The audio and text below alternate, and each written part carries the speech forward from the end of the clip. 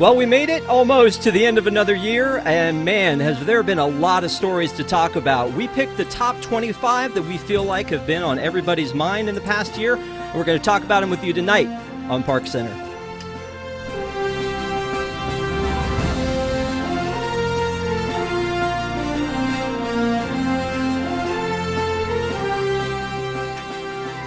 Welcome to ParksCenter for December 19th, 2021. I'm your host, Rob Whiteside, and we figured for the last show of the year, we would take a look back at all of the amazing things that happened during the course of the year. Some of them we were not so happy about. Some of them were kind of cool, and I pulled together a few friends to talk about it. Here with me tonight is Mr. Patrick Hackett. Hey! That's inventive. Allie? Hello. 2 for 2. And Rich? Good evening, everybody. We are so excited, aren't we? Come on, guys. We need to take this to 11 because it's 2021 has almost come to an end. There were so many things that we talked about during the course of the year, and as we picked out these topics, a lot of them were just things that we talked about a lot. So, and some of the stuff is worked into other topics. We obviously talked about barges a lot, and that'll be when we talk about the new 50th shows, and we've talked about the Genie a lot, and so we'll talk about that too. But the first thing I want to talk about is something that was very positive, which was that we got to have a 50th anniversary celebration for Walt Disney World, the most magical celebration on Earth, and I got to be there for October 1st. I'm going to go ahead and say ha ha ha because none of the three of you guys were there. But, I mean, it's an 18-month celebration, so I know, Patrick, you've been since that happened. And what did you feel? I mean, did you like what you saw for the 50th? Some of the real positive stuff of the 50th is the way the castle looks. I think a lot of people had issue with it, but, man, it really came together, and it's different. You know, it's not the Cakesel. It's different. It stands out, and having pictures with me and my daughter in front of that castle is going to mean a lot to me. And I guess I'm Eric Morgan for the night. That's cool. Yep, I think the park could have been in a lot better shape for the 50th. We could have had more open. We could have had more clean and presentable. I feel like there was some bare minimum stuff that didn't get met. And the merchandise is still kind of rolling out, and supply chain issues, but I just feel like it was kind of half-hearted. I do like the castle, though. You said you wanted positivity, so let's stick with it. I think the castle's really pretty, and I'm going to keep that memory with me and my daughter in front of it forever. Nice. All right, Rich? Yeah. I said before, I'll say it again, I'm thankful we made it to 50. Back in the day, there was some question whether we would still be a Disney park, and here we are, 20 years after all that happened, and we're still a Disney park, so I think that's a good thing. I haven't been. We were there earlier in the year, and for the first time in a very long time as day pass holders, not pass holders. The park looked nice. There wasn't much 50th going on at that point in time, but it looked really good. Okay, so Allie, I know you're our Disneyland person. How do you think that this? There we go. That's not. I'm going to go back to this. This is fine. We're all fine. Everything's fine. Allie, you're our Disneyland person. You got to watch this from afar. Have you been since the 50th started? I know you come every now and then to the East Coast. I was there in August, so I did get to see the castle. I thought it looked really good with all the gold on it. It came together nicer than I thought it was going to be, and the merch looked really cool. Kind of a bummer that they keep selling out of it, but watching from afar, it looked like they did a good job, but they probably could have done more. I was here for the 60th for Disneyland, and that was amazing, and I don't think it's as good as that was, from what I've seen. Patrick lets out a big, heavy sigh. Yeah, no, I agree. Like, there was some really cool stuff for the 60th, but even the 60th didn't come to what they had anticipated it would be. I think that every dark ride was supposed to get an overhaul. That didn't actually happen for the 60th. So, I mean, when the 50th was being talked about, there were a lot of things and attractions we were supposed to have that we didn't get for opening day, but a lot of that they blamed on COVID. But then at the end of the day, I think that we were expecting very little. If you expect to be disappointed, then you're not going to be. I forget the line. It's from Far From Home. Anyway, the whole move, the whole thing I think as it came together, really came together pretty well. So I'm excited about it. I do think that the supply line thing has been a problem. I think that there's a lot of sadness about like the next Vault collection and the AP discounts not applying, things like that. But I think overall the 50th to me has been a win for 2021. But we talked about it all during 2021, and we're going to be talking about it into the new year as new things roll out. That said, in the beginning of this year, there was a hard-ticketed event for Disney California Adventure, and it was called A Touch of Disney. And I almost forgot that this thing had happened. Basically, what they said was, hey, we were going to open up Disney California Adventure. It had already been open for shopping on Buena Vista Street, but they were going to open it up for more dining, etc. And it was a hard ticket event. Still no rides, still no attractions open, but there would be some offerings there.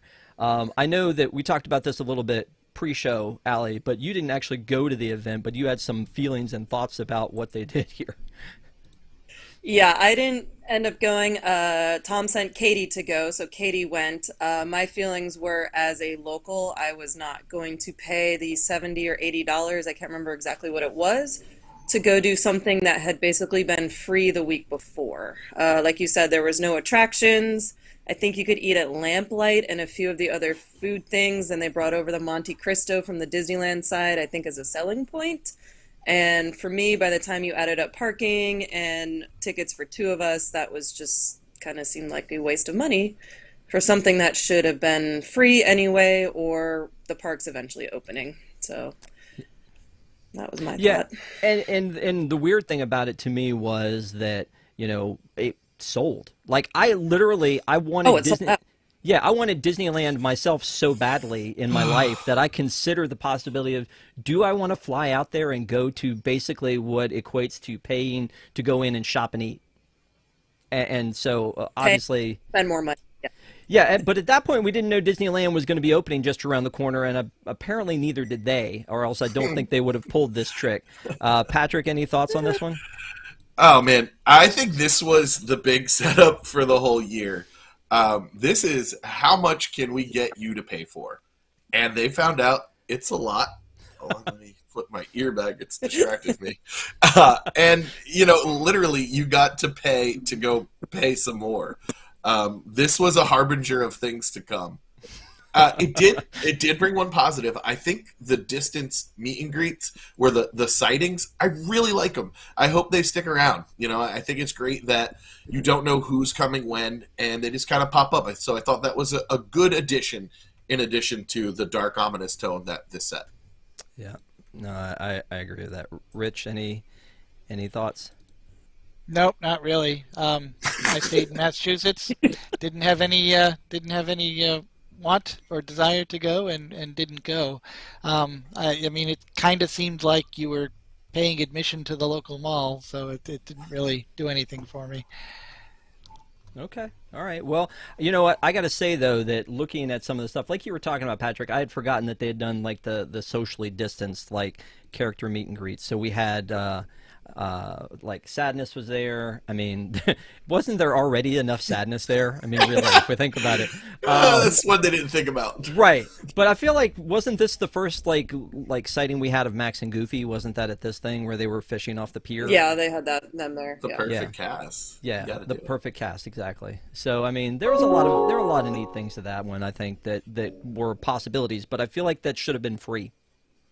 I feel like you already had Buena Vista Street open, should have been free. But again, I know that they were bleeding money on the West Coast anyway. So then shortly after that, we had the great news that we were going to get Disneyland back. So it was almost like after they announced that was, almost immediately we heard that Disneyland was going to reopen. And then I think the question was like, are they going to still do this hard ticket event? They did. And then they opened up Disneyland after. But the Disneyland opening was something kind of amazing. They had everybody down Main Street. They had, I feel like there should have been more merchandise for something like this, as big a deal as this is in our lifetime. 412 days closed after like the longest run of the park being closed was like a day. Again, I'm going to go to Allie with on this one. How was the opening or around the opening for you? How did you feel about all that? Yeah, I think Katie went the first 3 days, and then I was there, I think, the fifth day after it opened, and it was emotional. Like it was a part of our lives, and it was like we would go every week, and then not having that, it was weird. And then to be able to just have that and be able to go, the cast members were so appreciative, so thankful. Like any store you walked in, they said, "Thank you for coming. We're so happy to be back." All of the restaurants, same thing. It was a different vibe than Disney World, and it just seemed a little more, I don't know, just a lot more California and small town vibes, and it was great. Like, it was rough with that park closed.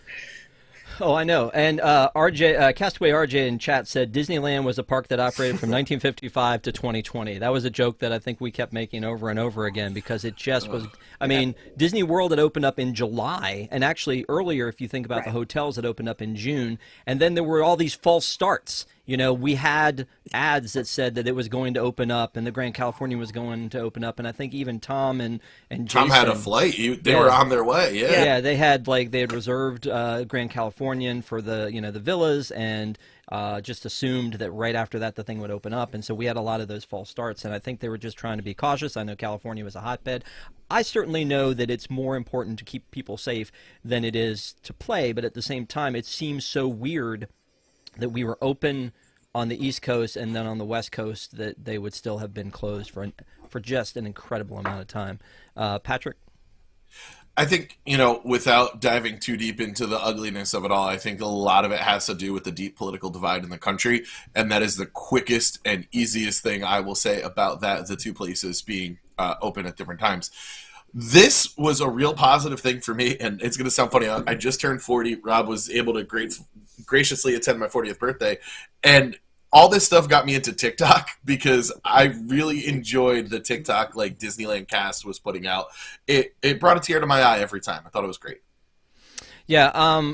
At the risk of Rich, do you have an opinion on this before everything's been meh? No, I mean, Disneyland is a magical place. The vibe is very different, was very different from WDW here in Florida. But yeah, I think Patrick hit it. Florida is not California, and California is not Florida. So there were different things going on in back rooms or whatever in California. Yeah. Well, speaking of, people being safe, man, first of all, I think from the time that COVID started, we all had to learn how to be health experts. Like, we all had to know everything about is it airborne? Is it an N95 mask, or, just so much stuff that we had to learn.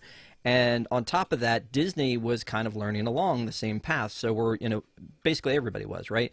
So when you go to Disney at first, when we went in July when it opened up, all of the safety precautions were at the max, and it really did make me feel comfortable, having been in my house for so long, to be able to go there and know that it felt like they were taking every precaution they could. There was the 6 feet markers on the ground, and there was the everybody was masked up, and they had the requirement that you had to be masked up, and they had hand sanitizer around, and Universal handled it a little bit differently, but basically the same, and the temperature screenings. And then somewhere this year, they decided that it was time to lit up a little bit, and one of the things they lit up was on the temperature screenings. And after almost a year of temperature screenings, they were like, you know what? These don't work. We're not going to do them anymore. Do you know how many times I freaked out walking up to a temperature thing, going, "Please not this time. Please not this time." And they're like, it's no big deal. Rich, you never actually got to experience the temperature checks, did you? We were at the World in May. And they were doing temperature checks then, and the spacing and the masks everywhere, and it was definitely getting used to. But we had already started to do that here, to go to the store, go to the shopping mall, go to the grocery store. So it wasn't that big of a change. But I mean, from a science medical point of view, they thought that temperature might be one of the criteria for having an infection, and it turned out not to be true. So I think Disney was right on point for moving that out of the criteria to enter. Maybe a little later, but again, cautious, probably better than I mean, I'm serious. They would say, "Hey, if somebody in your group has a temperature of X, then all of you will go home." And I thought, man, don't let it be me, especially if I'm hanging out with Tom Corliss and I'm the reason he can't go into the park. I can't imagine how that would have Tom been. would disown you in a second. He'd be like, "I do not know who that is. That is no one who works for me. Yeah. Might be with touring plans. I'm not really sure." Well, Man, nobody is anymore, but yeah. Man, Derek, we love you. Just saying. This has been the hardest part for a lot of people, and it's because the way science works. Things change. Things change quickly, and it's tough to adjust, and it's tough to alter reality that quickly. There was a time my wife and I were quarantining Amazon boxes for 24 hours in the front of our house. Then, we learned it didn't live on surfaces that long. It's been a really tough time, and I think the parks did the absolute best they can, and I think they're still doing the best they can, and man, bless those cast members who have to enforce this stuff, because we're going to get into the next one in a second, and it's ugly. Yeah. Allie? Yeah. Thoughts? Yeah, I would also freak out about the temperature screening, only in Florida, weirdly, because we were there in August and it was hot. And there were once or twice they would do my forehead and then they'd have to do it behind my ear because I figured out my sunscreen when I put it on right before we went into the park would reflect it. And then it would be a higher temperature. But Wow. yeah. But they always let me in because they'd check it later and it was like, oh, okay, you're fine. But yeah, Disneyland went through the whole thing too then in the summer where we completely got rid of masks. Like, we didn't even need them inside. So 4th of July, I remember being inside on Rise of the Resistance without a mask on, and then we brought it back for inside. I don't know. It's just, I'm just happy to be there. Happened. Right. Well, that was the Yeah. thing too. Is not just the temperature checks, but the spacing and also the mask. Because when I went in June during that trip, is when they went from you have to wear them when you go indoors to you don't have to wear them at all, and it was almost just like this huge relief. And then it was, shortly after that, they're like, no, you do have to wear them indoors. We were just kidding. But if you go to Universal, you don't have to wear them anywhere. It feels weird. Like, again, I was there walking around and I was just like, are you sure we're allowed to do this? And, when you go into like any store or shop in Disney World, they're like, do this. Like, they're like looking at you going, you got to wear it. And part of that makes me feel safe. And the other part of it is like, again, why is it okay at Universal and not at Disney? But, again, they're hopefully trying to keep us safe. So I just want to say, what my hashtag has been? 6 feet forever. Keep that distance. Stay away from me. Don't get that close to me. I don't want to know what type of deodorant or cologne you're wearing. Just stay away. There's no good thing that comes from being that close to other people, as we'll see with the next topic. Well, and also in Patrick's defense, that was his policy with me before COVID started. So it's really we talked to HR about that. We decided that was a safe distance. I actually usually like to be in a block diagonal from you. I know. I'm sorry this is uncomfortable for you. So we're going to talk about fights because, man, and I know, Patrick, you led into this a little bit. We had a lot of little fights breaking out on the ferry. We had actually 2 that we documented. Who knows how many didn't. And then, we had some other fights that happened that, guests were fighting with cast members about, not being able to get their picture taken while they're wearing their mask, or just, little things like that would happen. And then we had the brawl to end them all at the land where the family just went at it on the dock. So I feel like this is just because everybody was, everybody's just at a fever pitch now. I mean, COVID's been going on for almost 2 years. We're all very frustrated. Life has changed. I can't imagine what starts these fights, but I feel like it's just, I mean, I know in my life there's a lot of anxiety and frustration that, it gets bottled up and you just want to go on a ferry and punch someone, right, Patrick? No! Oh, no, that is not. No. Listen, I am one of those aggressive Northeast types, but when I come down to Walt Disney World, I cut all of that out, man. It is time to just let go. There's no reason to be this tense. Vacation stress is a real thing, but find something to do. If you are doing a trip to Walt Disney World and you are doing it and you are already stressing about the cost, don't do it. It's so much easier to not do that trip than to go on that trip and be miserable. The more you stress, the more it's going to lead to situations like this. We're in a very tense time, and I hate seeing things like this in the park. It is truly upsetting. It's where it's supposed to be magical and family-oriented.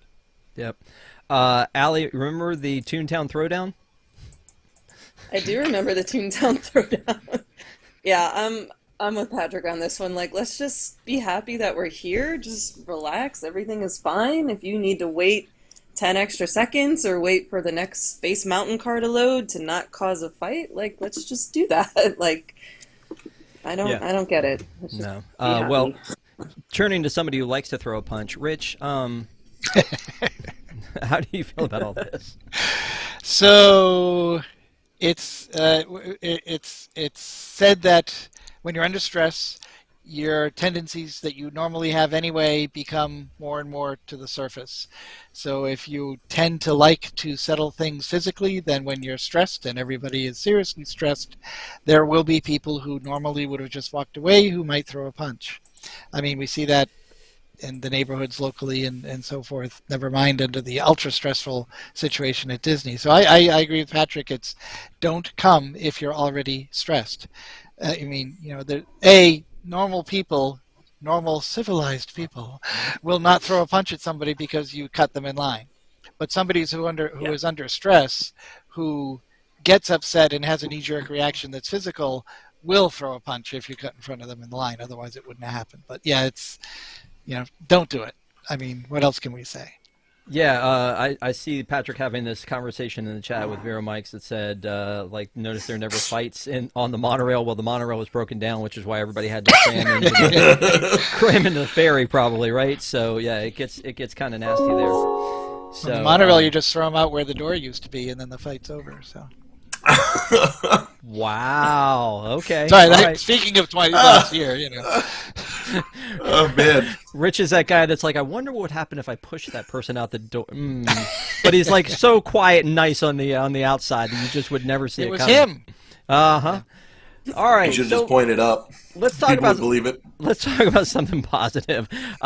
Say bonjour to Remy's Ratatouille Adventure and the France Pavilion expansion that opened up at Epcot. So, I mean, this is a good thing because to me, you know, this didn't take a space where there was something else. Like the thing that always hurt me about Mickey and Minnie's Runaway Railway was that it lives on the bones of the Great Movie Ride in Florida. So the one that they're building in California, I'm excited for California to get because it didn't really take anything other than the gag shop. So for this was an extra pad of space that they had that was originally allocated for a country that never came.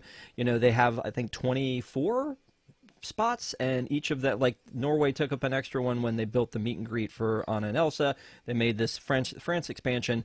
I love this. I love that there's something new, and I know that there was a little bit of kind of like pushback from people of, well, it's just a port over from the, you know, Remy's Ratatouille ride in Paris, but I've never ridden that, so it's exciting to me that this is, you know, came over here. The only thing that was a little bit weird to me was it was ready to go months ahead of time, and instead of opening it up, they held it as the big release for the 50th anniversary. It was the big attraction that opened up. I'm gonna go to you first on this one, Rich. You have not gotten to ride this one, correct? No, not gotten to ride it yet. It's on our list for when we go down early next year. But I am all in favor of putting something where nothing was before, rather than converting a ride or putting stickers on a ride or taking out a ride and putting something else in the building. I really like having extra capacity, having something else to do. I mean, yes, it's not an e-ticket, but it looks like a really nice ride. So I'm very happy that it's here, and we are definitely going to try it out when we go down.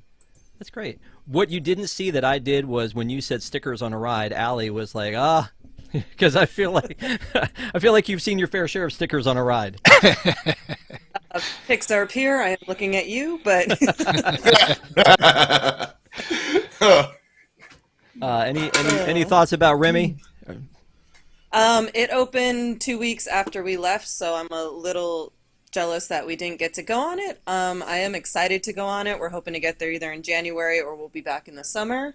Tom kind of rained on my parade saying it was awful and I will be disappointed, but I'm going to ignore him on this and be excited for a new ride at Epcot because Epcot needed it. That is a great strategy. Yes. And as a matter of fact, maybe a healthy strategy is that, hey, you know what, look at it with some optimism and don't just go, it's going to stink. Because I think we all have disagreed on a couple things down the road with that. But Patrick, did you got to ride it when you went for your birthday? I did right? not. No. Every time I was in the virtual queue, I was already back at my hotel by the time it was time to go on. I got the chance to ride it in Disneyland Paris. It's a really fun ride. I don't think it's like e-ticket quality, and I would not wait for that. You know, I'm a DVC annual pass holder. My time is valuable. I'm not going to wait for something that I know I'm going to come back and go to. But let's talk about the positive. This opened up so much space, and we don't have to wait in line for that tiny bathroom in the France Pavilion. Also, real quick, every single pavilion should have bathrooms. This is ludicrous that they do not. Okay. Wow. All right. So we took a little left turn on that one. To talk about I'm restrooms. excited for the new bathrooms, and I would like additional bathrooms. You know, it's funny as I was in the we were in the parks, and the restrooms just happened to open that day, and they opened up the restrooms before they opened up the actual expansion, and we rushed over just to see what the whole deal was about because we got to see new restrooms. I don't know. This is the little things that make us happy. So, I mean, how long do we wait for Tangled bathrooms to show up and be a thing? I mean, were we waiting though, really, for that? I don't know. That was whatever year that was news all the time. You know, I think we were on toilet watch for a long time on that one. Speaking of something that we watched for a long time is the Battle of the Birds, the boys, the three caballeros. So for those of you who do not know the story, the three caballeros animatronics that were put into the Grand Fiesta Tour at the Mexico Pavilion at Epcot, one of them, I think it was Jose first, started malfunctioning. They took him out. And then Donald started malfunctioning and took him out. And the answer, the solution that they had was to go ahead and take them all out and put up these nice cardboard cutouts, and you know, just give us all very sadness is what they did on that one. But I mean, it was a thing. I mean, it was such a thing in 2021 that for Carousel Products we made Donde Está Maintenance T-shirts. Because with the Grand Fiesta Tour look on them, which are still available at carouselproducts.com. But you know, they would put these in and take them out, and things would break down. These are kind of, I mean, these are classic animatronics, so I get that there would be some issues, but this happened after they were, you know, closed for months, and they could have done this renovation. I mean, I feel like, Patrick, I'm going to throw that to you, but I feel like they could have done this while the parks were closed.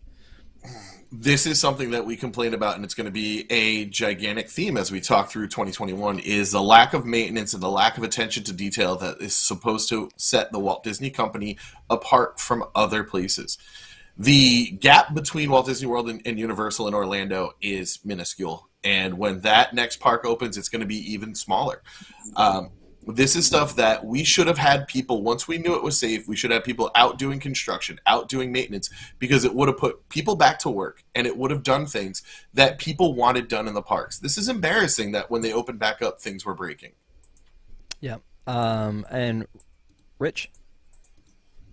So yeah, you wonder what the thought process was. Did they start with a very superficial, you know, let's put more stickers and paint and not actually look at the animatronics, or you know, do whatever diagnostics are available on the animatronics and say, yeah, they're fine, and then waited for them to die until they actually had to take them out? Or did they do some diagnostics and there's something missing in the diagnostics or in the competency of those who run the diagnostics, and so it was a surprise and they took them out? I don't know. I mean, how do you think about it? I'm glad that we got cardboard cutouts instead of little flower grave markers for each of the three of them. That, you know, because that would, at least there was some level of visualization without being a memorial.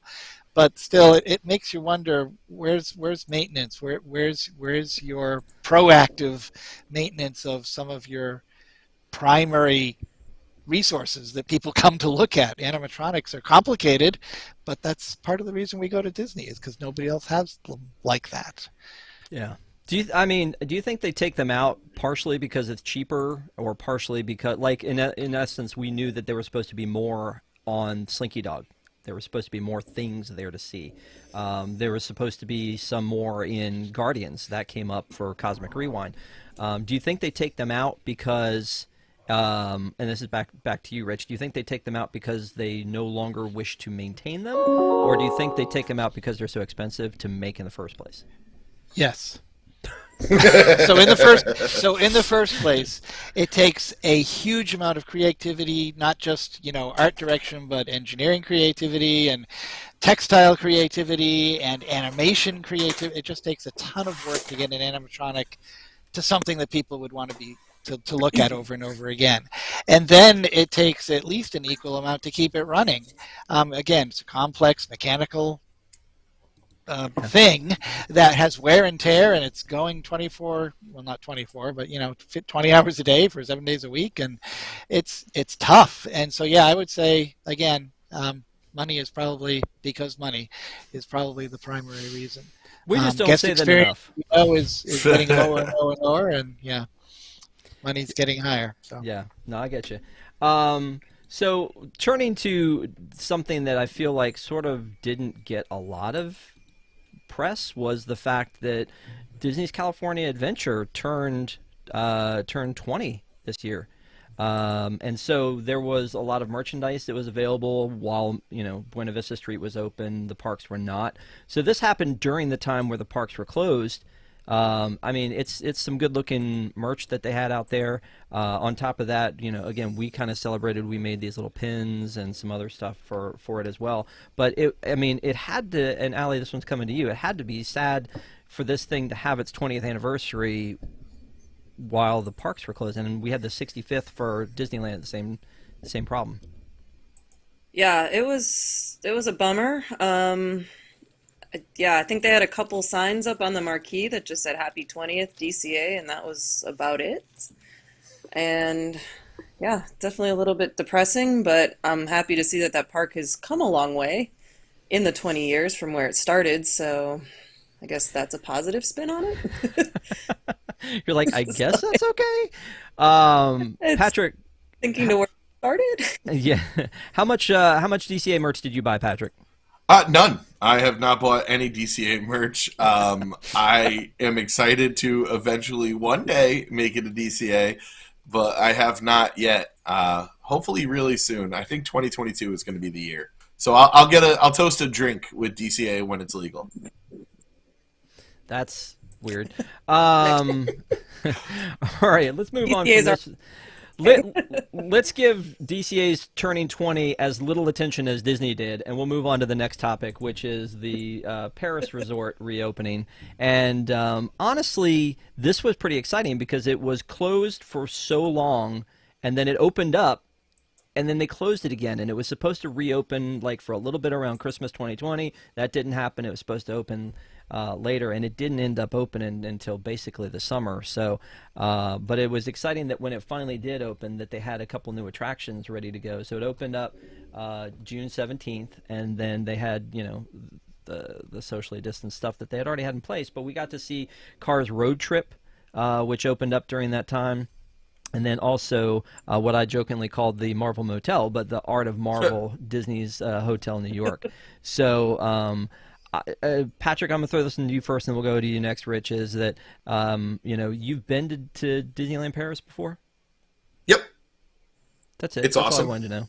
Okay, cool. I'm kind of bummed, man. I really liked the old Paris backlot tour. It was enjoyable and silly, but Cars looks like a great attraction. And it's I'm glad that it had things when it reopened. They were ready when it reopened. They showed people, hey, this is why you should come back here. They're like, come back for fights and maybe someone will wear a mask. I don't know.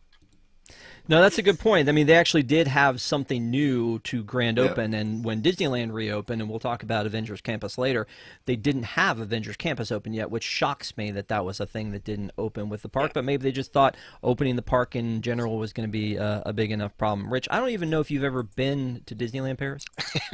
No, the closest I've ever been is Google Maps satellite It's view. the same thing, same experience. So, no, I really don't have anything to say. Did any of this make you want to go?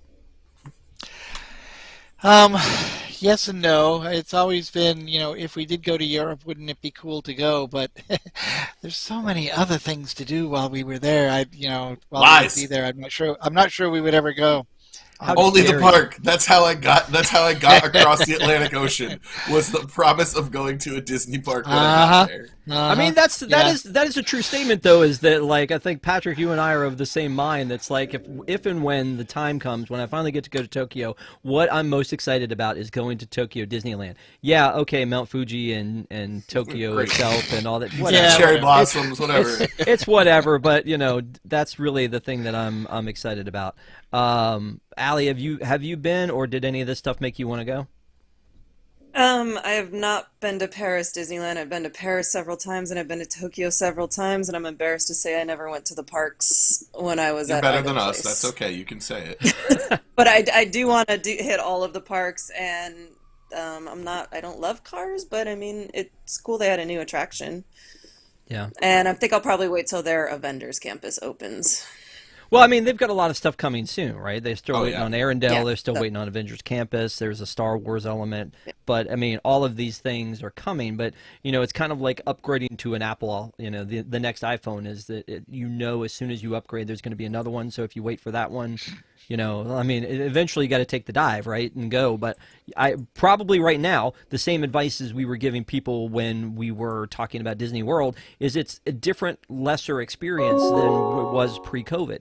And so you're almost getting a muted experience because you can't do the same meet and greets you would do, and maybe not everything's open and all that kind of stuff. So I do think, it's probably not the best time, and also traveling across the ocean right now is probably not on everybody's, current Christmas list. But anyway, I mean, I look at that stuff and I think it looks pretty neat that they've got some new stuff. I wonder why they didn't decide to do the Paradise Pier Hotel as a Hotel Marvel with the Marvel stuff that they've got now. I mean, that seems like a hotel that needs an overlay, and it feels. I have the answer though. It's money? that when people from anywhere that isn't America think of America, they think of New York, and that is what they think of. And so, Hotel New York, Marvel, put it all there. Okay. Fair enough. Let's talk about the sadness now, the things we lost in 2021. And I feel like I should have had Sarah McLachlan's I Will Remember You like going in the background, but we would have gotten caught on that one and it would be too sad. And it sounds like something you reserve for animals. But there's a lot of stuff that we lost. Now, even though it doesn't officially go away until 2022, Disney's Magical Express was announced to be going away. And then we also have the new seating area. They demolished Primeval World so they could put up some. They paved Paradise and they put up a parking lot. Is basically what happened. And then you've got the NBA experience. Like, who saw this coming?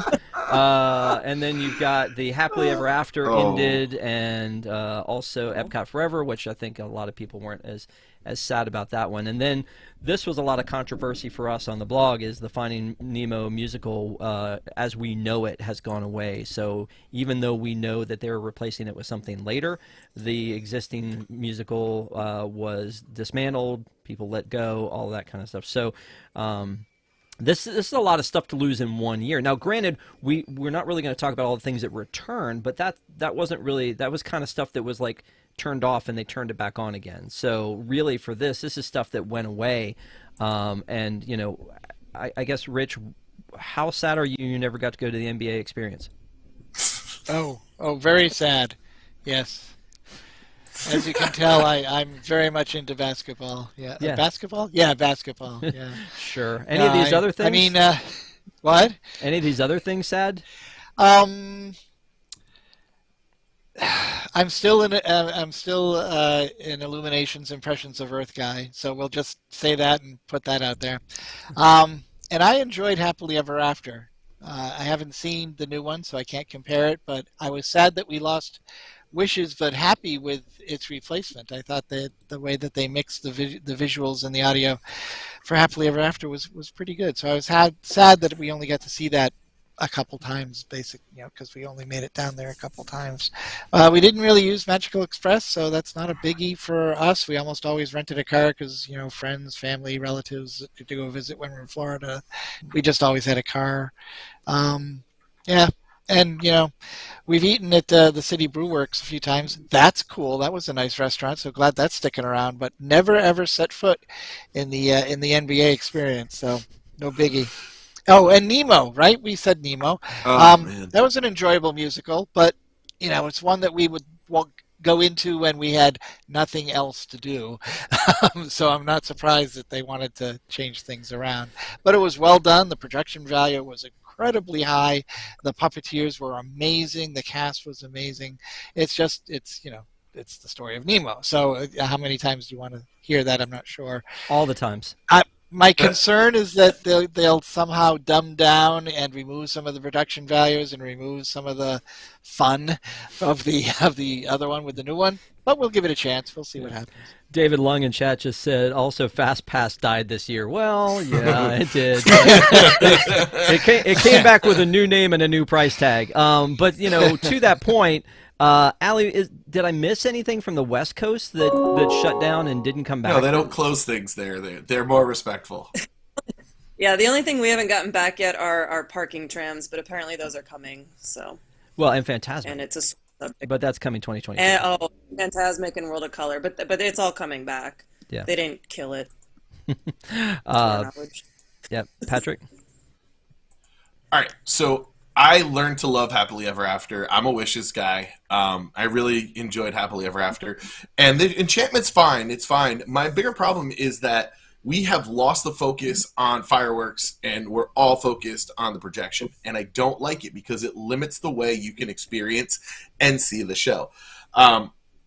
Nemo closing down is terrible. That was one of the best attractions. It was a must-do every trip. My wife and I have a few things that we point to when we decided to have kids, and one of them was a little kid sitting in the Finding Nemo show, and just every time the little Nemo showed up on the bubbles, he goes, "There's a fish!"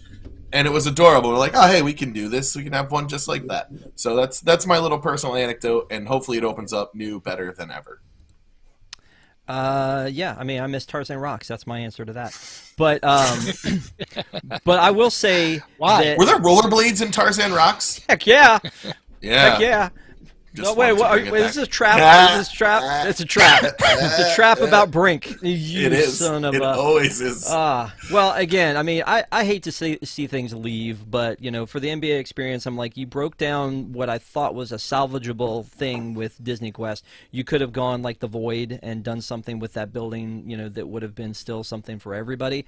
I feel like that was probably a money thing that they ended up going with the NBA experience anyway, and then it went away. Primeval World, I don't really miss it too much. I just want there to be something better coming to take its place.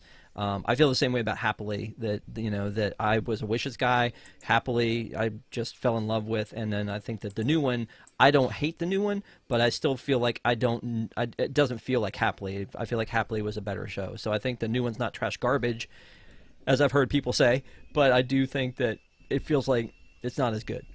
But maybe at some point we'll fall in love with this one and go, no, don't take away Enchantment. But, hey, Kevin and Kara in the chat, dining plan. It hasn't officially gone, but no signs of it coming back. Yeah, that's true. I mean, some of this stuff we haven't heard about, whether it's coming back or not, but it does seem like in a year where we saw so many things finally get turned back on again, entertainment, things like that, that we would lose so many things, and again, probably things we've missed, but these were the things, again, that we were talking about a lot. We followed the Primeval World story from the whole, is it coming back? No, it's probably not coming back. Well, wait a minute. They said it's going to be demolished, and now it's being demolished, and now it's going to be benches. So, that's, again, another story that we follow. Speaking of a story that we followed, man, boy, howdy. This one hurts, man. AP programs, 2 new AP programs on both coasts. The AP program that went away on the West Coast went away first, and we were all sitting on the East Coast going, whew, glad it's not us.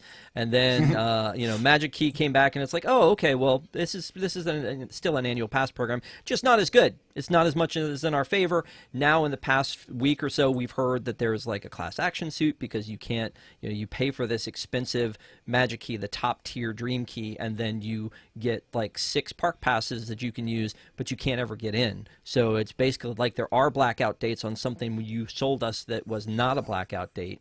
That's frustrating. On the East Coast, the annual passes, as a DVC person, I used to be able to get a discount on those passes, and they were like, we're not going to do that anymore. Or you get a discount for your kids. Nah, we're not going to do that anymore. And also, we're not going to include PhotoPass anymore. You can add it if you want to, but we're not going to include that. The other thing about the one on the West Coast is that you used to, at the highest tier, get included Max Pass. And then that went away. So now if you want to do Genie Plus, which we'll talk about later, it's a little bit of a pain. Allie, again, I'm going to come to you. I dare you to say something positive about the new annual pass system out there. I got a cool magnet. There you go. One of the few then. Yeah, it's kind of a mess. I have the Dream Key, so that's the highest one. And thankfully it includes parking, but like you said, we used to get Max Pass. We don't get that. It used to include Photo Pass. We don't get that. We no longer get a physical card, so you have to have it on your phone. People that don't know how to work their phones can't bring it up. If the internet doesn't work, like, it's a whole thing. And as far as getting a park reservation, I actually feel like it's been a little bit easier in December, but October and November were really, really rough. It was sitting on the computer, refreshing, checking every hour, hoping to get in for whatever it is we wanted to do. And the weekends are next to impossible. But the next few weeks are actually pretty open. So I don't know if that's because everybody else is blocked out, or if Disney is thinking, uh-oh, this is a problem and we need to fix it and let these people in. Can I just tell you, the plastic card not being a thing anymore just grates on my nerves. Like, again, as a person who loves to have like tangible things, paper, stuff like that, you know, I'm gonna go ahead and say it. I take the do not disturb sign when I leave, because it's got Peter Pan on it. But they've got, you know, it used to be you had like, you know, the cool card with, you know, which looked a little bit different than the one on the East Coast. And then when I was there, it was like, oh, if you want a card, I went to Town Hall. They were like, if you want a card, then you can go to the ticket booth and they will print you one. I'm like, wait, what? It's a paper one, and you have to pay what, $25 if you want an actual paper one. It's insane. Like, as much as they're charging for this, how could they not have just built in the idea of a plastic card? It doesn't make any sense. An extra $10. Yeah. And then if you want to get your discount at a sit-down restaurant, you can't hand them the card. They have to write down this ridiculously long number on your receipt and then go plug it in and hope they didn't like miscalculate it. Is that still a thing? I haven't done a sit-down restaurant lately, but the last few times I was there, that's what happened. Yeah. I literally had to go into the kitchen with my phone at Goofy's Kitchen because they wrote down the number and they couldn't get it right, and I literally had to go into the kitchen with them so that they could actually scan it, because they can't take your phone. That's like that's a nightmare. So yeah, we're gonna go extra innings on this one. Patrick, thoughts on annual pass? When I first heard about it, I was kind of mad. You know, DVC, usually an AP, but I did the math on it and it worked out still. So we added the AP to our existing tickets, and all we need to do is get one more trip to get our money out of it.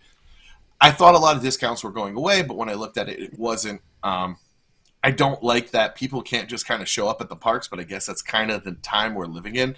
I would like to see reservations go away because I don't think they're really doing anything with them. I've been to the parks. I feel like they're at capacity.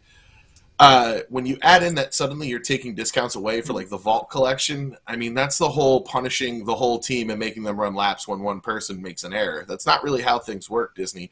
Get control of your program and make sure that people are getting tagged when they use their discount on something so they can't resell it. We have all this stuff. You keep telling us to put everything on our phone. When I show you my phone, it should have every single discount on it, every single thing about me. Just do it. If I want to send it back to my room, you know what room I'm in. Why do I have to fill out a piece of paper? That's a great point. That is the most painful process ever, is the whole like, hey, we'd like to send this back to the room. And it's like, all right, well, let's see. You're going to fill this triplicate, out. Yeah. Right. And it's like, but they, you know, I mean, even that may be something that we could have classified as gone away, because you used to be able to send things to the front if you didn't want to carry it around with you all the time. And as much as like, you know, there's a supply limitation. When I walk in the park and I see a calendar, I'm like, hey, I'd like to keep this poster calendar from the Vault collection, but I don't want to buy it right now. But if I buy it, I have to then, I can't send it back to the front of the park. So what am I going to, I mean, it all stinks, but I love the idea that you could put all that on your room. Yeah, that's frustrating. And Rich, any thoughts, additional thoughts? So for the first time in, I don't know how many years, we did not renew our annual passes in 2020. and basically didn't go to the parks after January of 2020 until May of 2021, and went on a 3-day, normal person pass, and was like, oh wow, this is horrible. there's no jumping unless you want to. Of course, there's no jumping in other part, no park hopping until after 2 anyway. But at that point, we weren't really considering that there would be discounts removed, so we didn't get our discounts. And so a couple months after that experience, we actually did renew our passes and did lots of heavy sighing about no more photo pass.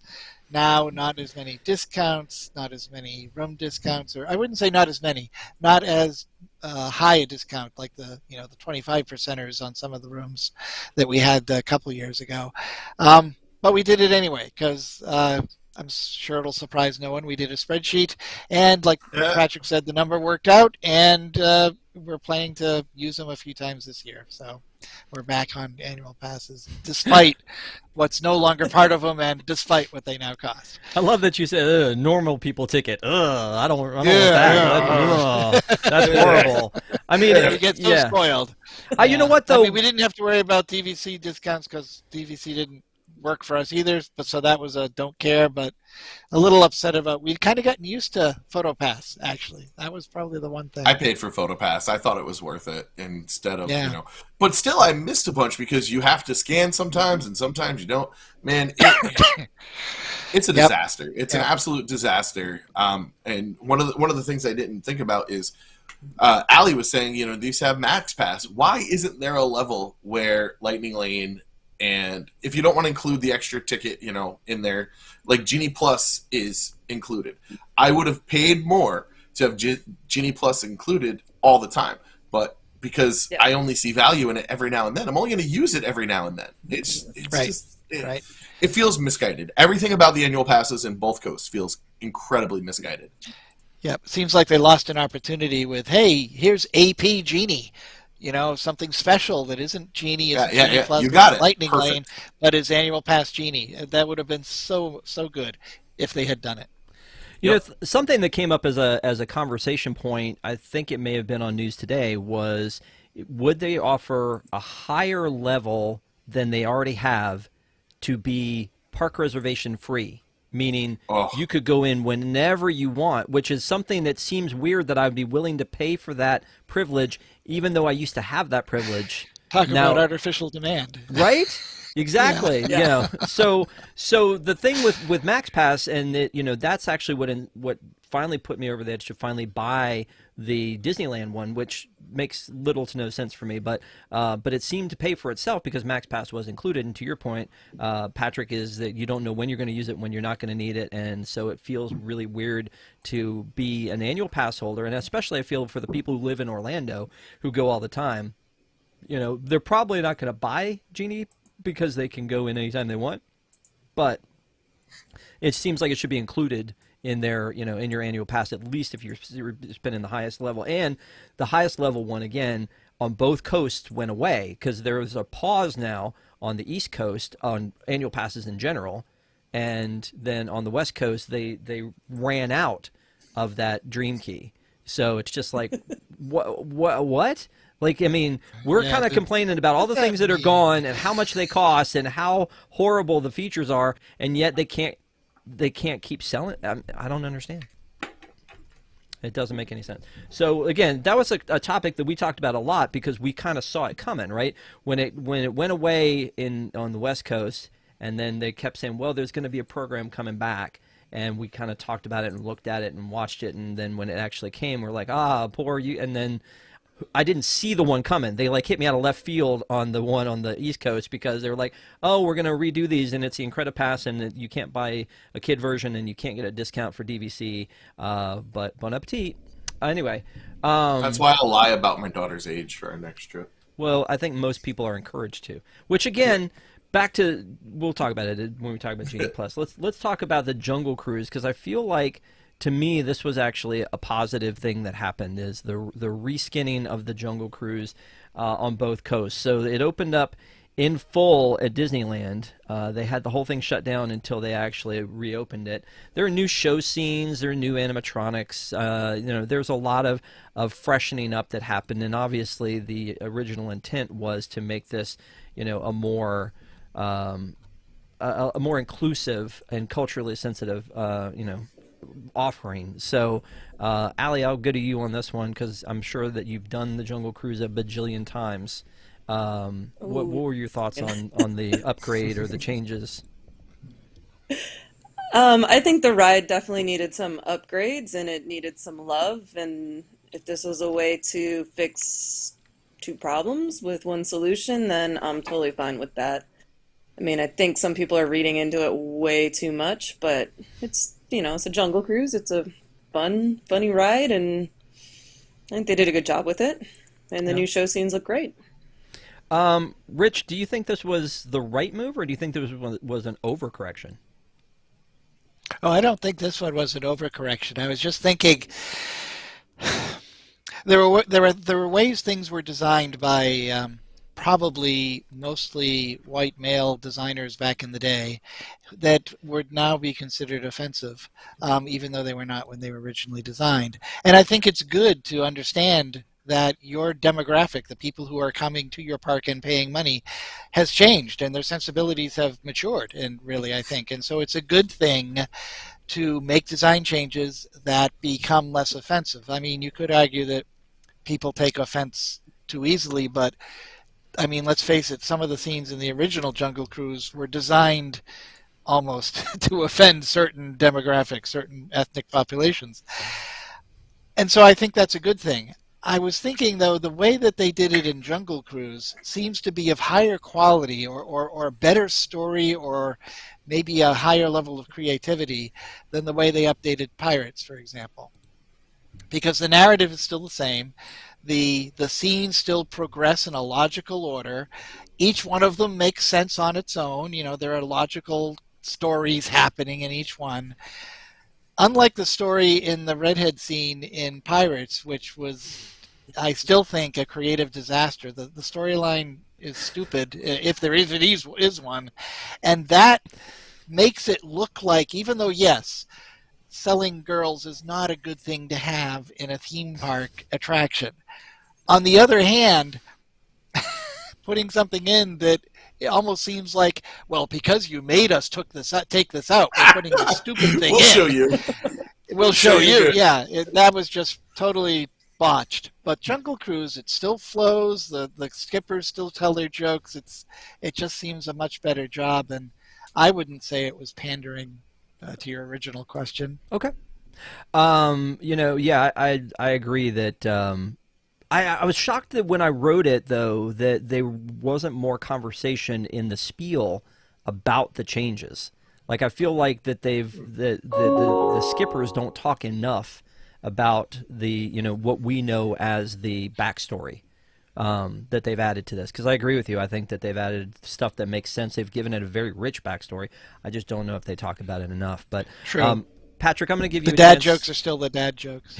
Yeah, you guys covered everything. You can move along. I feel exactly the same way Rich did. I think this was an example of how we can make changes for the future. I think it was a great addition. And my skipper actually did mention the change and said, "Oh, up here you'll see Trader Sam. Oh, it looks like she stepped out for a minute, but look what's here, a gift shop." Yeah.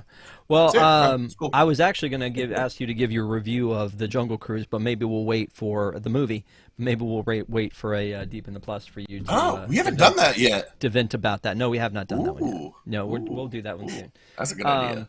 So another change that happened was the Polynesian got a refreshing that took, I think, a little bit way too long. And again, we were closed for COVID. I feel like they didn't shut this down until early on, in the reopening. But the monorail station got a fresh look. The opening got a fresh look. We saw that there was, a lot of cleanup that happened with this. It's one of the original resorts. So it was, supposed to be for the 50th, and they got everything done for the 50th. There was a time where Ohana was still closed, and all of it got opened up in time for the 50th, I believe. So, I mean, it was one of those things where we just, again, just to give you a little bit behind the scenes about how the blog works, is they send people out almost on a daily basis when it's a project like the Polynesian, and I'm sure Allie could give you insights onto that when it's something new and we're waiting for it and we don't have official word. It's just like we just go and check it out every single day. And we got a lot of updates in 2021 as things would progress, and it's like, oh, hey, they're working on the entranceway, or they've put up the triangles, or there's a new path or a piece of wall that's not there that was there yesterday, and so there was a lot of changes that have happened to it. I don't know if any. I mean, I've stayed at the Poly. I stayed at it while it was under construction, and I've been to it since it's been renovated. But Patrick, have you been to it since it's been renovated? Yep. I think it looks gorgeous. I think the biggest thing, I forget the technical term for it, so forgive me, is the waiting area for the monorail. It just looks terrific. It's fresh, it's clean, it looks really good, and it's important to get those marquee things ready for the 50th. I wish more places got the kind of love that the Poly did. Is it the Port Cochere? Is that the thing That's you're talking it. about?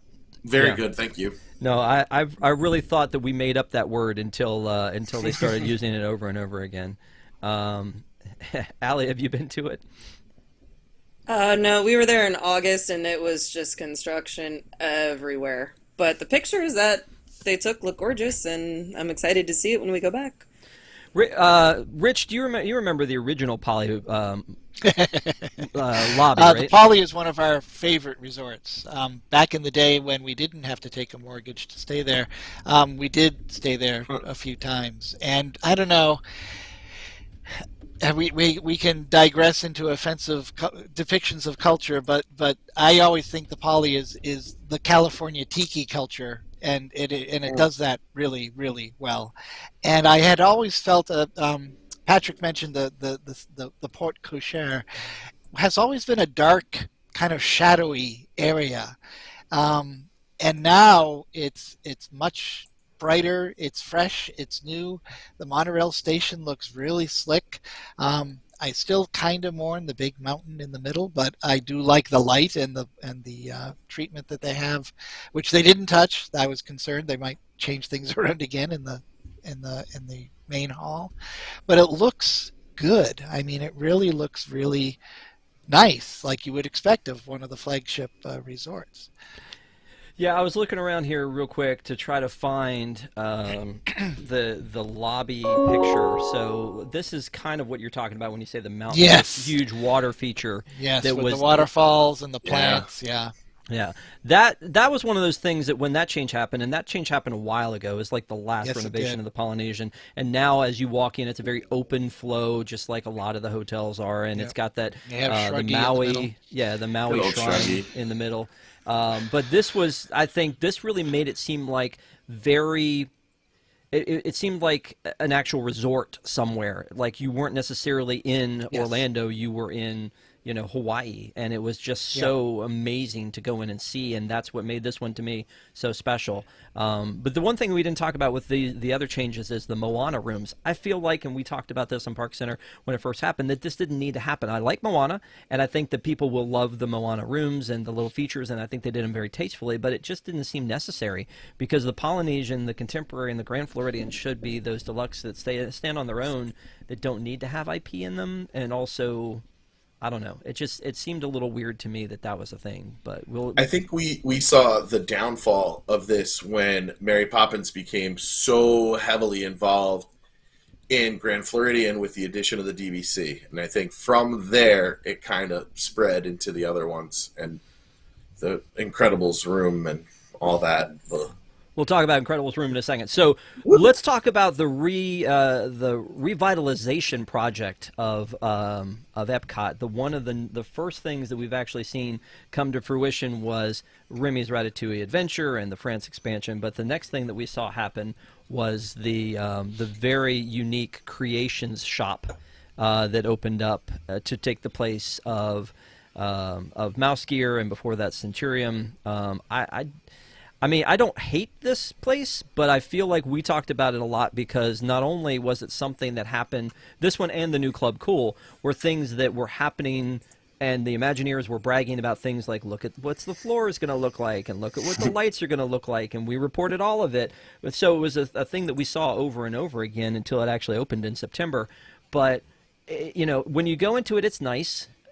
It's nice, but it doesn't have that same fun vibe, I don't think, as you see when you go into, would go into Mouse Gear or whatever. So, Patrick, back to you on this one. Have you seen Creation Shop? You went in it, right? Yeah. Great thing about Creation Shop, and because it doesn't cost any cast member jobs at the moment, I'm all for doing it, is the shopping with the app. Tremendous, really helpful. The downfall of Creation Shop is it looks like you're in a Disney store inside a Target, which I'm sure that's going to be the design that comes to Target when Disney stores open there. There's nothing authentically Disney. There's nothing parks about this. Club Cool is great, especially with the new process that nobody's crowding around one machine. I could do without the barbecue sauce soda, though. That was horrendous. Worse than Beverly.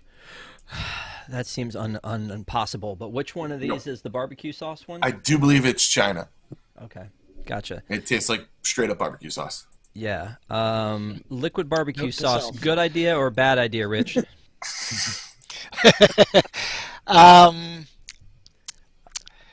Carbonated barbecue sauce is not landing on the palate really great, at least in my head, but, give it a try. You never know. I don't know if you ever watched the Food Network, but some of the things they come up with actually seem pretty weird, but then taste pretty good. We'll see. We'll hold off judgment until we actually taste it. I totally agree with Patrick on the aesthetic of the Creation Shop. They have remodeled one of the Targets relatively near us, and it looks like, and I mean really like, the Creation Shop. Not just the Disney pop-up that's in the Target, but the Target itself. It has the same kind of wood, white, quasi-industrial type feel. It's as if they said, hey, let's just kind of throw a Mickey sticker, to go back to that theme, up on the wall and use the same designer we used for Target. How many heads would roll in California if they did this to one of the Disney shops, Allie? I think a lot of heads would roll. Yeah, I haven't been to the new shop yet. I'm a little bummed out that it does look like a Target, because the thing I loved about Epcot and the shops was it just felt so 80s Epcot, and that's what I want. I don't want another store that looks like it could be at Disney Springs. Like, I want to know that I'm at Epcot at the Epcot store. Yep, that's a good point. I mean, and again, the Centurium, the original, with the two levels, that was a really fun place. And then when they redid it... Yeah. When they redid it for Mouse Gear, it felt really Disney, and I mean, like having the Dreamfinders ship up there, and the shadows of the Donald Duck and friends up in the up there, and it really felt like it was something special. And this doesn't really, to your points, doesn't feel like something special. So it doesn't. The name was based on a pun. So I mean, how can you get better than that? The Mouse Gear. Mouse Gear, yeah. We used to get, there were a lot of people, if you said Mouse Gears, you were in trouble. So Mouse Gear, it's been pushed into our skulls. So let's talk about Space 220, because it's a fun thing. This is a positive thing. And the only problem I have with Space 220 is you took so long to get here. I mean, that was one of the things that we really thought that this thing was going to open up in February of 2020. Would have made sense, 220, and then it didn't, and then we went into COVID, and then when we came out of COVID, it still didn't open. I know that I have, there were some friends of the show, and Rod, if you're listening, I'm calling you out, that were just like, he was just like, when do you think it's going to open? I'm like, man, your guess is as good as mine at this point. We have no information on it. This wasn't really a Disney restaurant because it's run by the Patina Group, so it's a little bit different in what they were doing. So we didn't have a lot of information about it, but I've been to it and I think it's amazing, and I think it may be my favorite restaurant on grounds, because a lot of times when you have a themed restaurant, it's the theme that you're paying for, and the food it's whatever. Looking at you, Chef Mickey's. Chef Mickey's or Cosmic Rays for another. The best counter service restaurant in Walt Disney World. I'm gonna throw a flag on the play on that one. But when you go back in and you start looking at like the food, I think the food was really cool, well themed, and was good. The only problem that I have with this is the prefix menu is that you have to, it's a high price prefix menu, and maybe that's just because right now they can do that because you want to go to space. Rich, when you go back, is this on your dream list? Yep, it's on our list. Mainly because of the atmosphere and the coolness of taking a space elevator up high above Epcot to a orbiting restaurant, which in itself is kind of an odd concept. But yeah, it looks really cool. The reviews have been really good, and we have tried a couple times actually to make our 60-day reservations. Haven't been able to, but it's on our list. Well, very similar, I think, to how things were for the Star Cruiser, people bailing at their 90-day window. Yeah. I think that if you wait until like the night before when people are like, Yep. $80 may be a little bit steep for us, for our family of 17, they're going to, kill their reservation. It might be opening up for some other people.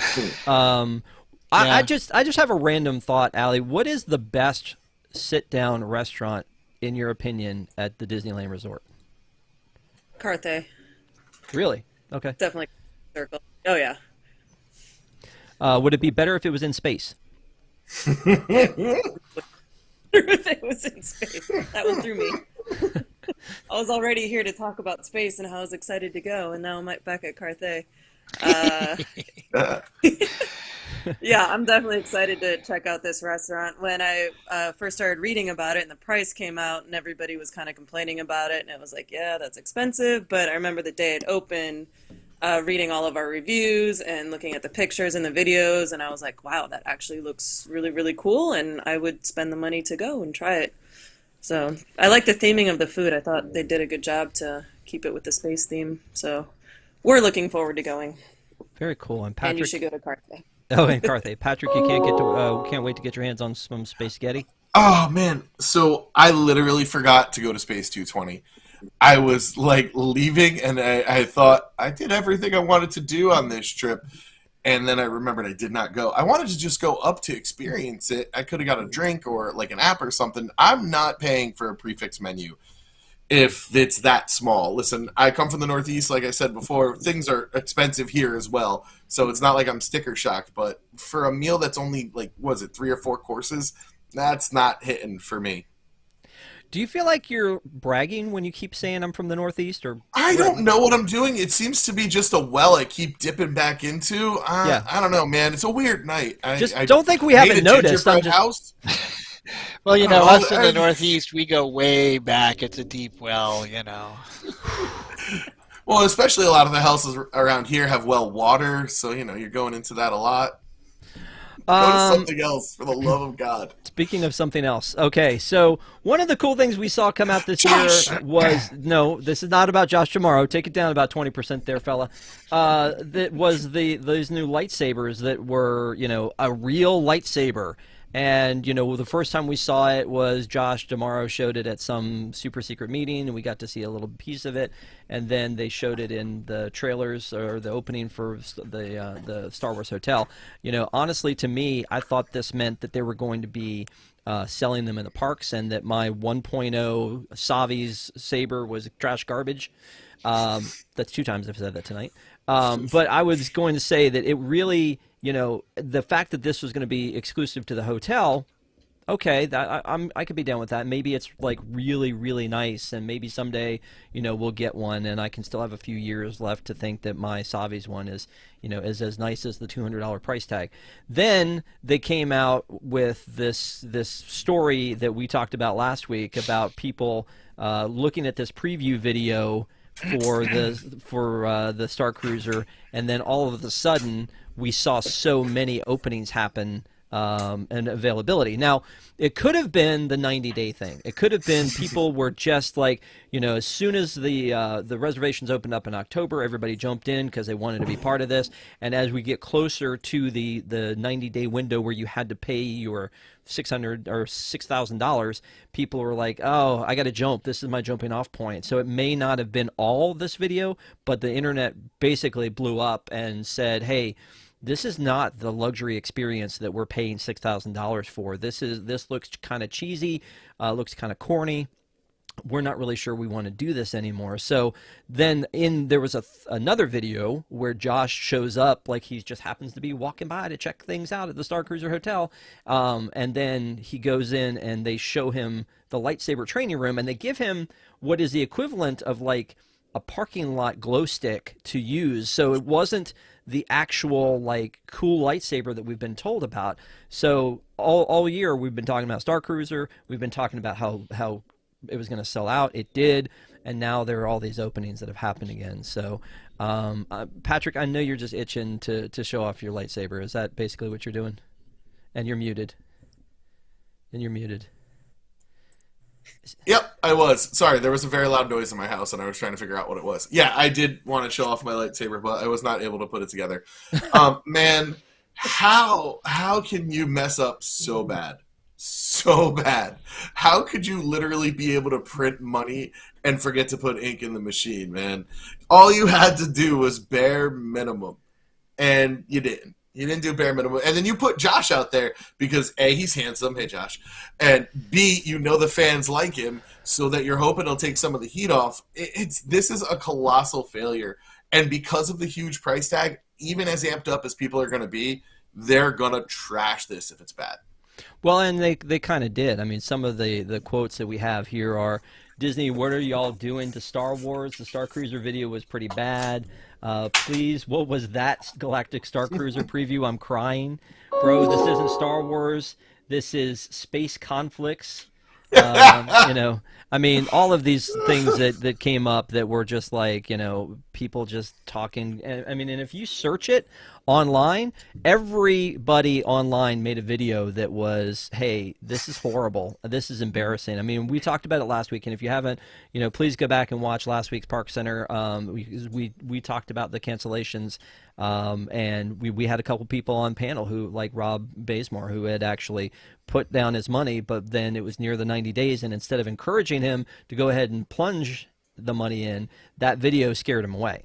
So I don't know, Allie, had you had any plans on adding this to your itinerary on your next trip to Florida? Oh, absolutely not.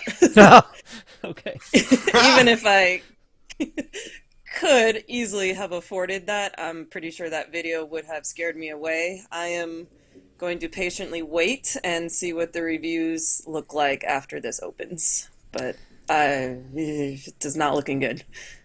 Okay, Rich. Well, we were not planning to go. Sorry, it just doesn't seem worth it even before everything broke. I don't know. I mean, the entire design aesthetic of all of the Star Wars universe is layer upon layer upon layer of stuff. You have, the multi-generational Millennium Falcon that has the original hardware plus the fixes, plus additions, plus more fixes, plus more additions.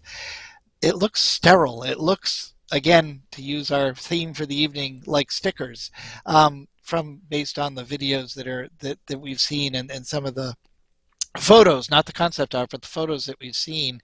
It's almost the difference between, low budget early 60s Star Trek set versus high budget 2000 Star Trek movie where, you have $1 million instead of $10 to build a bridge. And they went with, well, let's minimize this as much as possible. Let's move the budget down as much as possible. It just looks flat. I mean, almost literally flat. Well, I mean, if they needed to spice things up, they could have gone to our friend Patrick Hackett, because he's ready. And he's muted again. You son of a... I gotta tell you. Oh, man.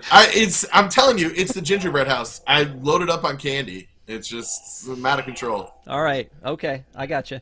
Let's take a look at the Disney look. So when I was a cast member back in the heyday, the Disney look was a very important piece. You couldn't have facial hair, and you couldn't, there was a whole list of things you couldn't do. Sunglasses, there were so many things that were added to that list. They had places where you could get your hair cut in the utilidors and other places so that you were always on point.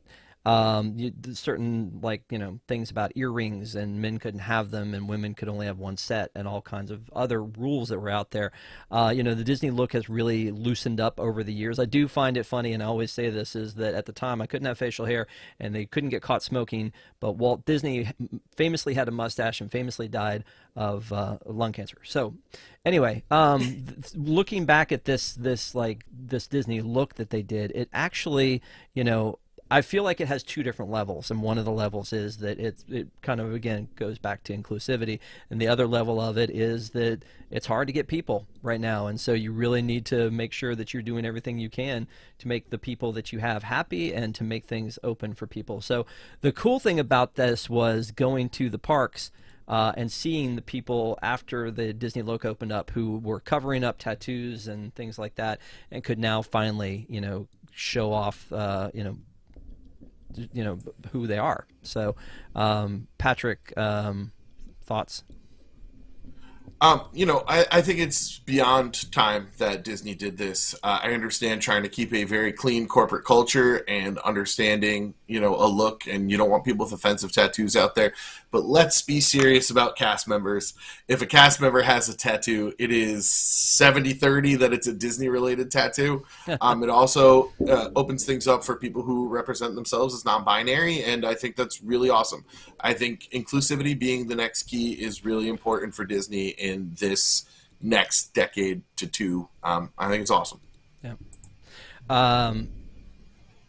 I want to start moving through. So, Allie, Rich, do you guys have anything that you want to add to this one? No, I I think mean, it's great. I think it's very good. Yeah. Yeah. So, I mean, it's a trend, right? I mean, IBM used to have a suit before you could show up to work, and now you don't. Now you're jeans and a T-shirt in some divisions, and Disney needed to move on the same thing. It's people who visit the park want to see themselves in the cast members, and I think this moves them along towards that path. what's a suit? Yeah. for the same card, right? Yeah. Oh, I see what you did. The playing cards. Gotcha.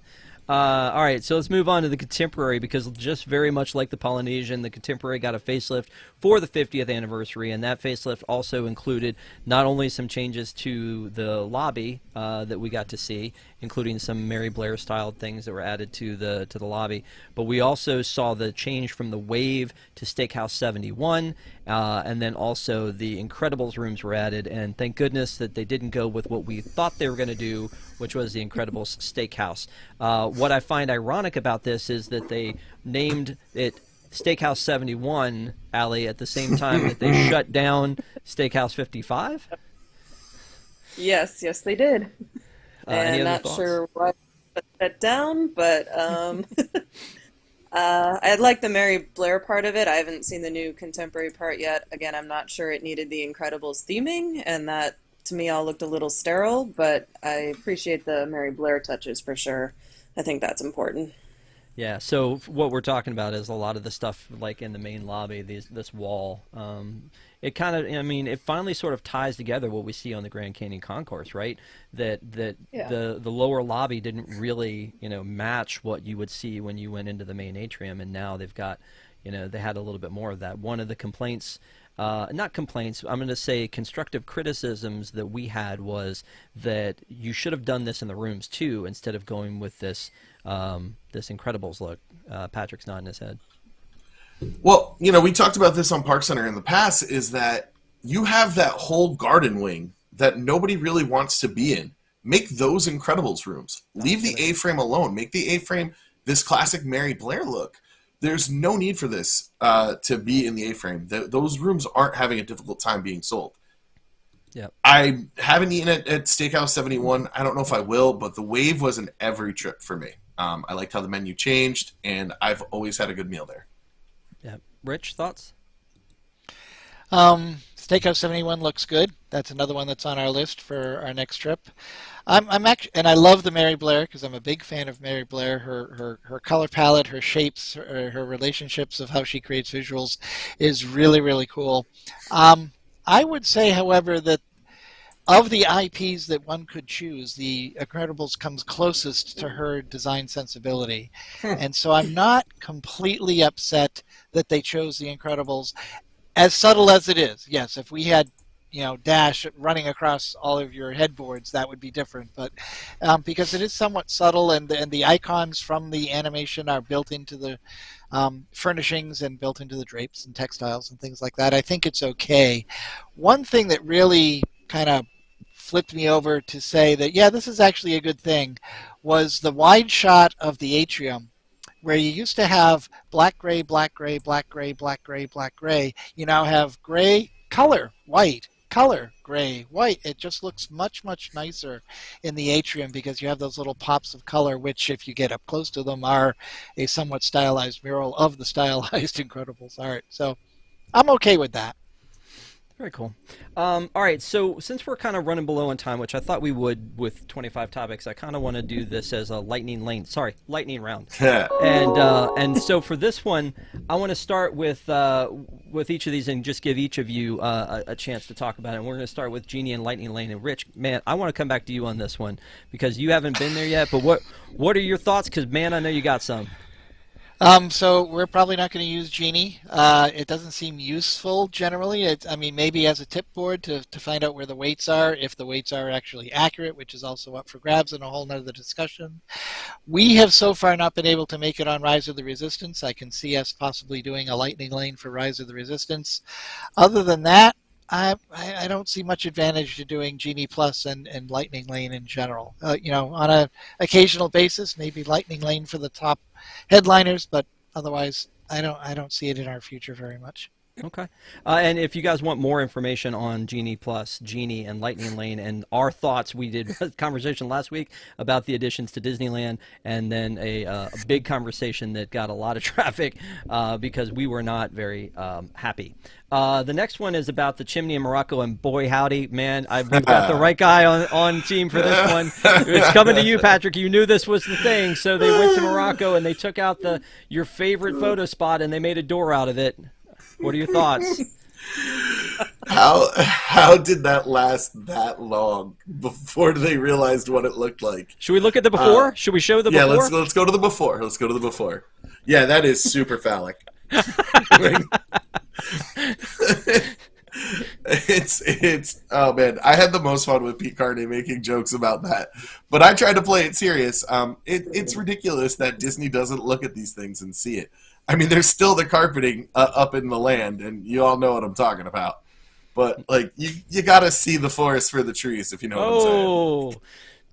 Too much. All right, so let's talk about, we touched on this earlier. When Disneyland reopened, there was no Avengers Campus yet. They reopened it later in June. And Allie, I know you've been. What are your thoughts on Avengers Campus? What are people out there think? Because I think sometimes the Disneyland people have much stronger opinions than we think they do. What are, again, because if we think about DCA 1.0, they hated it. So what are people's thoughts on Avengers Campus? Everybody actually seems to like it. We were sad, obviously, to lose Bugs Land because we were all very attached to Bugs Land. But, the more that I go to DCA, I do find myself going in there every single time I'm there. I like the music. It's cool to have characters out, and I like how you're just walking and then there'll be a show that might start. The food's actually okay. I like that they put in the little brewery, so, we can grab a beer as we walk through. I've been with quite a few of my friends who are Marvel fans, and they all love it. I do think that there could have been more, and, they worked with the space they had. The Spider-Man ride, I have made my views very clear on that. It's fine. But, it is missing the big e-ticket attraction that I think we were all promised, but, it's a nice addition to DCA, and it's growing on me, so, I don't know. Yeah, I went and I liked it. What I like is how quickly they can infuse the characters from the movies and the TV shows into the parks, and being able to see... being able to see yesterday I got to see, Spider-Man and Doctor Strange were out yesterday, so, just like that, they already had them out. Is there a Spider-Man movie? I hadn't heard. I think so. Yeah. All right, Rich, Skyliners, man. There was the huge one, the huge crash that happened right after the thing opened where people were stuck for like hours. Since then, they seem to have fixed the evacuation style, but there have been a lot of, I think there were 3 reports this year of accidents for the Skyliner. Is it, Like, what should we be worried? I don't think so. I mean, I don't think so. I mean, it's a Doppelmayr gondola system, and they've been making gondolas for decades, and they have millions of people every year going across cableways all around the world. So I don't think the system itself is the problem. I would focus more on operations. It seems like if we understand the pattern of the accidents, that they are related to pausing or stopping for ECVs and disabled people access to that special loop that they have on the stations. And so my guess is that operationally they don't have everything quite together for that. And once they get that together, then a mishap will be a really unusual event. well, and at the same time, I mean, we can't say the monorail's been flawless during this time, and you only get on the ferry if you're ready to like throw hands. Right. So Yeah. I feel like it's been a lot of A lot of stories, transportation issues. a lot of Yes. transportation stories in 2021, and I used to love getting on the monorail when I was a little kid, and now I just look at it as, man, Yeah, when are don't you going get to us replace started those? on the monorail. Yeah. Yes, indeed. Again, that's going to be a problem. Is that what the conductor says? Don't get us started on the monorail. All right, so I'll throw you out where the door used to be. Patrick, you touched on this a little bit before, so I'll throw it back to you. Is that there are some new shows at for the God. 50th? There's Kite Tales, which I don't know if you took that one in when you were there. I did. There's Enchantment, and then of course our favorite, the Bargemonious. Bargemonious. What are your thoughts on the new 3 shows? So my daughter loved Kite Tales, but I was not thrilled watching it. It's just like every single minute something's going down. It doesn't go down gracefully. It looks like there's a crash zone that's planned, but it's still, man, it's bad show.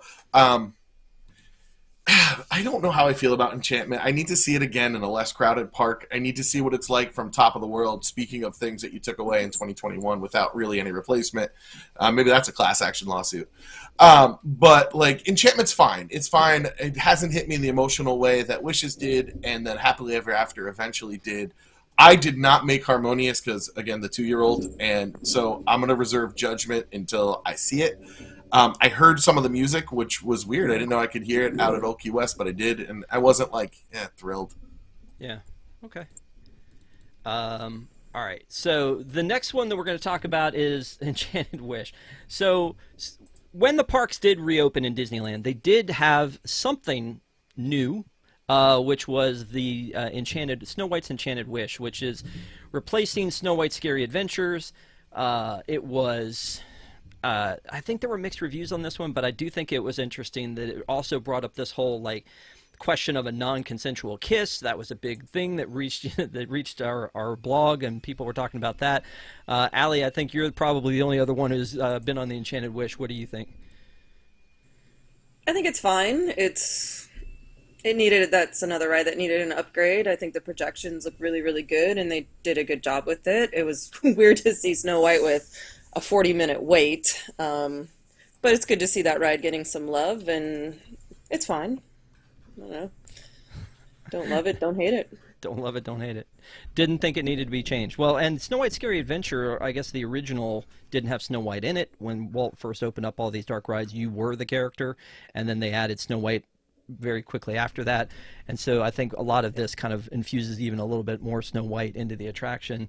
I think there's some neat things about it, and I agree with you. It needed to be upgraded. These are classics, though, which I think that we've talked about when it's a classic versus when it's a museum, right? Like you gotta kind of continue to upgrade and better these attractions and at least make them look good. So I think that's really neat. It's so weird to me because of this being built in 1955, how small those queues are when you go in there. So I really kind of wish they had redone that queue, but at least it's not as bad as the one for the canal boats, because That one's rough. that is we're going to have a conversation about worse queues again someday. So something else Disneyland that we're going to end on, because again we kind of talked about 25 topics that really shaped our conversations about Disney in 2021, and a lot of it was about reopening, whereas in 2020 it was all about things that had been closed down. So it's nice that that's things that are happening.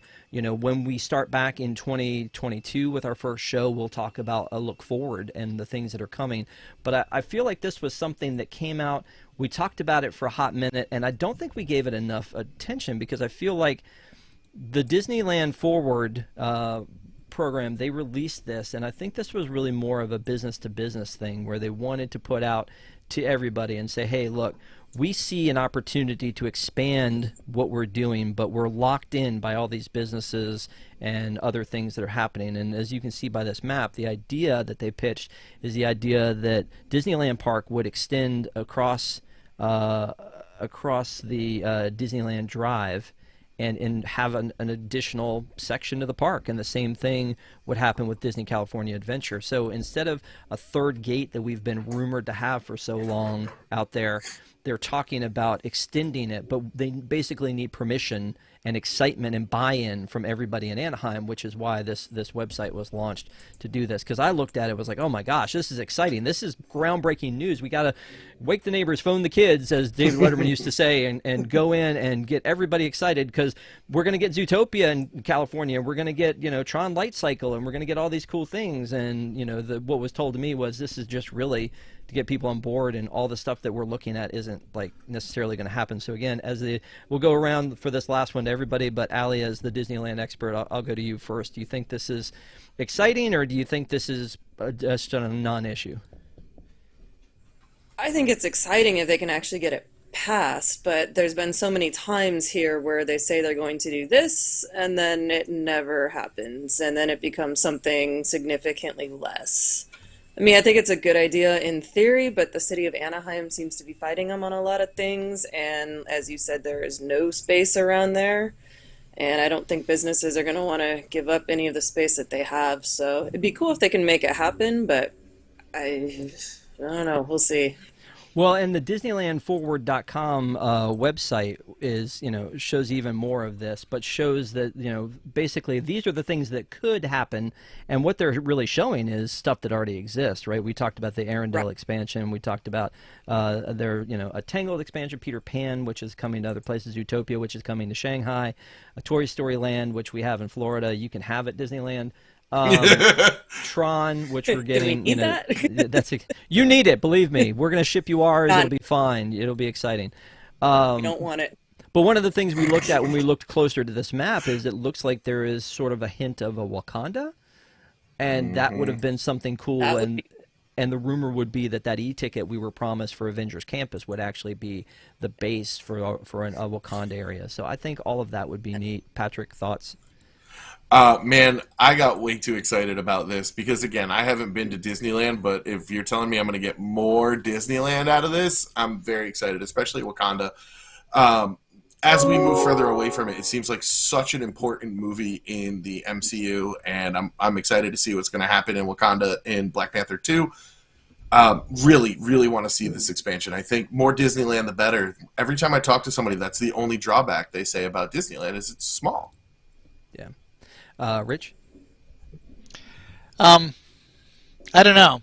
It seems like a very slick marketing campaign to get people on board to change zoning so that Disney can go ahead and do whatever it is Disney actually wants to do. It seems like this would require a lot of funding and time, which is not the Disney of today. So there's a bit of a disconnect into what we see and, to Allie's point, what reality often is. Later on, I'm not sure. I mean, I go back to Westcott 30 years ago plus, and everything that was going to happen with that, and that has been a repeating theme on the West Coast. Unfortunately, yes, it's landlocked, so to speak. It's very difficult to do things. The relationship with the local politicians goes up, and then it goes down, and then it becomes everybody's enemies, and then they're best friends, and it would be very difficult to do business forecasting in that sort of environment. So I am not getting my hopes up, but if they come up with something that is even a lovely terraced rose garden to replace what we lost at MK, sure, that would be great.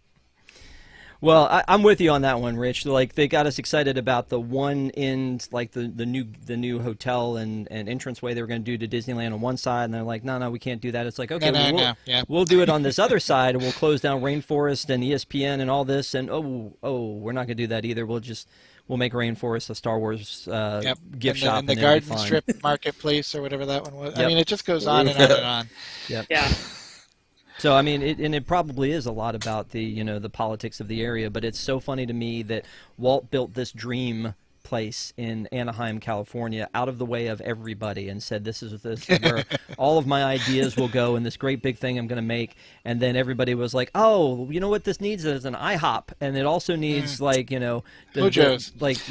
all of the Howard Johnson's exactly. And he got landlocked, and then now they're upset that Disney wants to take some of that back, and it's like, no, we're here to siphon off of you. You can't stop us from doing that.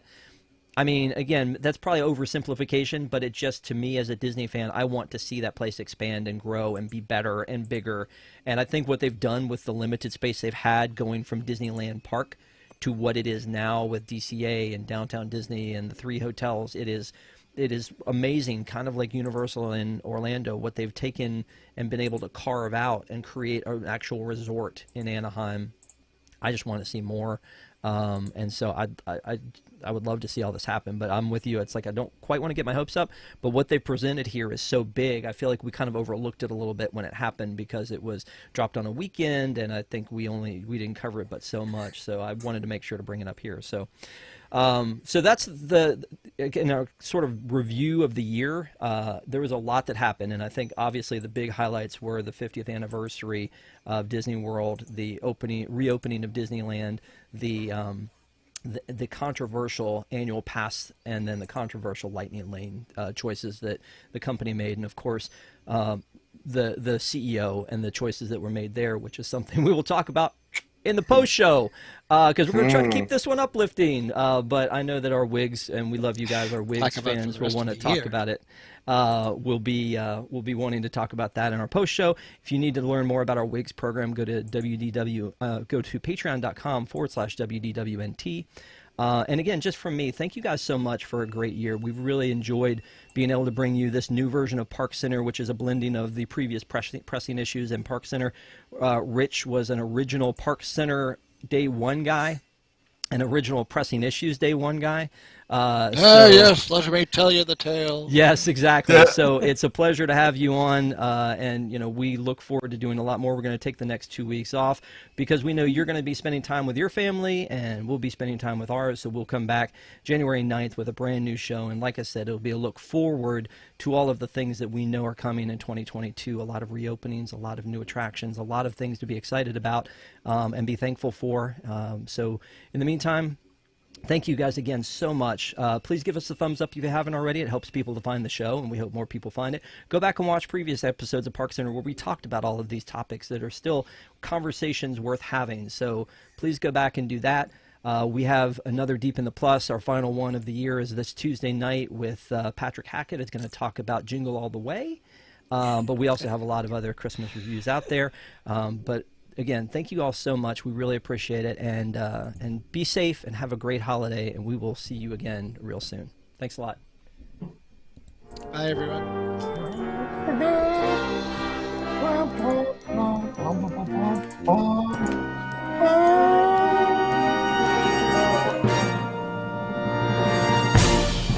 Bump, bump, bump.